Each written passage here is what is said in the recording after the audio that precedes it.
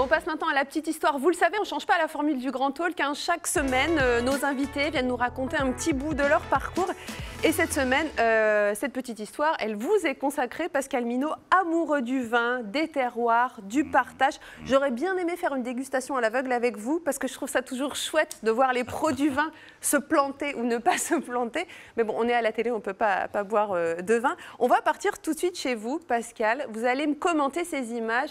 On est aux caves Ambassia, anciennement les caves d'Huard. On est finalement sur un lieu touristique. Lucas, d'ailleurs, tu as visité ces caves.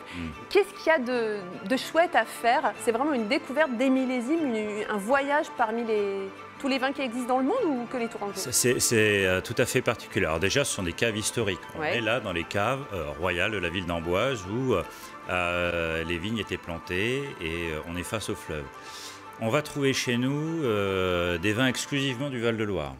Quand j'ai repris cette maison en 2017, il y avait déjà une formidable œnothèque. Alors une œnothèque, c'est une bibliothèque de vin. Voilà. Et là, il s'agissait. On ne vient pas emprunter. Hein. On n'emprunte pas. Acheter. On les rend pas. Quelques jolis flacons, les années de naissance, des moments particuliers. C'est une œnothèque absolument extraordinaire, l'une des plus riches de France, puisque la collection comprend des vins de 1874 à nos jours. D'accord. Et alors cet endroit finalement se visite, c'est-à-dire pour les Tourangeaux, pour les touristes, on vient en savoir plus. On a toujours envie de pouvoir parler d'un vin, tiens, il a tel goût, il me fait penser à telle chose. On a l'impression qu'il y a quelques années, c'était encore très élitiste. Ça ne l'est plus, notamment dans le Val-de-Loire. Il y a énormément de dégustations. C'est pas rare d'aller faire une dégustation avec des copains. Là, c'est la locomotive, le QG de la dégustation et de la découverte, les caves Ambassia. Oui, moi je souhaitais pour le Val-de-Loire, parce que je fais de l'œnotourisme partout en France. Moi qui suis tourangeau et qui ai fait mes études à Blois, voilà, il me tenait à cœur de pouvoir exploiter et transformer les caves pour expliquer aux amateurs éclairés ou aux novices ce qu'est un terroir, comment on fait l'élaboration des vins, comment on fait de l'élevage, qu'est-ce qu'un assemblage, et visiter ces belles caves, parce que des caves de tuffeau, il y en a en Touraine. C'est assez rare en France finalement, un petit peu évidemment en Champagne, Saint-Émilion, mais mis à part ça, la Bourgogne, il y a beaucoup de trous dans le tuffeau. Caves comme les nôtres. Alors, on va revenir sur votre parcours. Vous êtes né à Tours, papa médecin et psy, chef de service d'un hôpital psy, c'est ça? Oui, il a été médecin-chef des hôpitaux où il a exercé son métier à Bourges et à Orléans.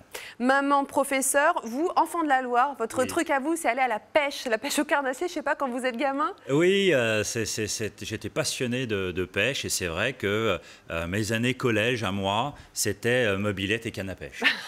Voilà. Bon, quand même, après, il y a le lycée hôtelier de Blois, vous êtes diplômé et là, vous allez traverser la Manche et vous atterrissez dans différents établissements. Un manoir, vous êtes sommelier. Est-ce que les Anglais sont très érudits, aiment vraiment qu'on leur explique finalement d'où vient le vin, pourquoi, comment, quel assemblage, mets et vin? Dans les hôtels de luxe et les restaurants gastronomiques où j'ai exercé, oui. Alors, je dois vous dire que les Anglais adorent le vin en général et ils adorent le vin français en particulier. L'avantage de la Grande-Bretagne, c'est que quand on est sommelier dans ce pays-là, eux qui produisent quasiment pas de vin, en importent énormément. Et Dieu sait qu'ils boivent. Et oui, et la Cormez et vin, quand on est français, c'est un peu l'école de référence. C'est comme être boulanger à New York, quoi. C'est le ticket gagnant. C'est la classe, quoi. Tout à fait. Alors, de retour en France, vous allez changer de décor. Et là, vous allez intégrer un ministère, pas pour faire de la politique, mais vous allez être le maître d'hôtel d'un ministre de l'Agriculture? Ministre de la Santé, qui était, c'était sous le gouvernement Chirac, le ministre était Éric Raoult.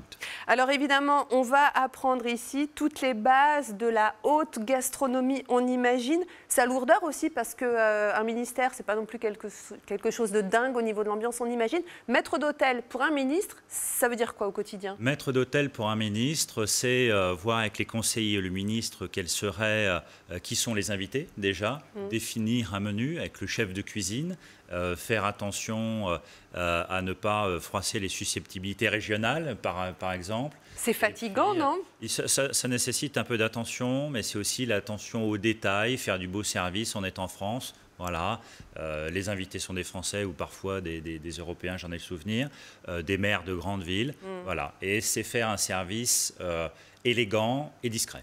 Bon, l'élégance à la française. Oui. Il y aura un passage par le Hilton à Paris. Vous allez retourner également en Grande-Bretagne, direction l'Écosse. Je suis obligée de faire vite, mais à un moment, vous créez cette entreprise, France Intense. On est en 2003.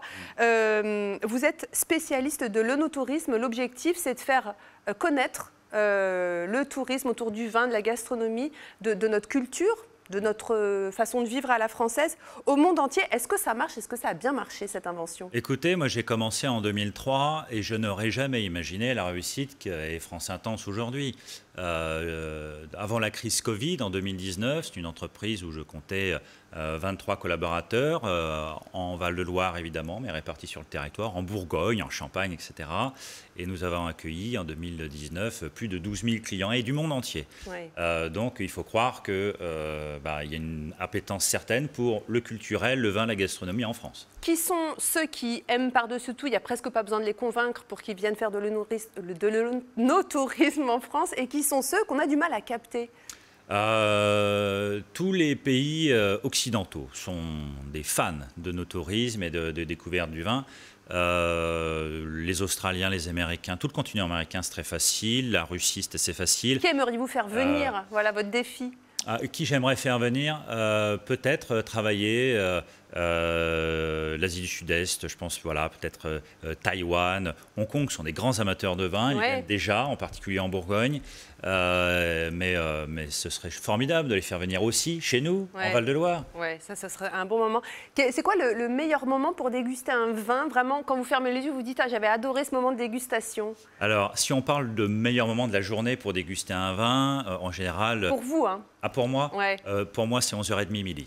D'accord. Parce qu'on est en fin de matinée, le déjeuner est loin, on commence à avoir un petit peu faim. Le palais les papilles sont alertes. Et là, on est extrêmement fin dans les dégustations. Alors, souvent les meilleurs moments. Vous n'êtes pas vigneron, mais vous élevez des vins, vous les éditez. En un mot, ça veut dire quoi? Alors, c'est un métier formidable que j'ai découvert et qui se fait en Vallée du Rhône. Il y a des gens qui font cela. En fait, ça consiste en quoi? Ça consiste à se rapprocher de vignerons qui ont la même philosophie que moi par rapport à la conduite de vigne, par rapport à l'attention portée au terroir.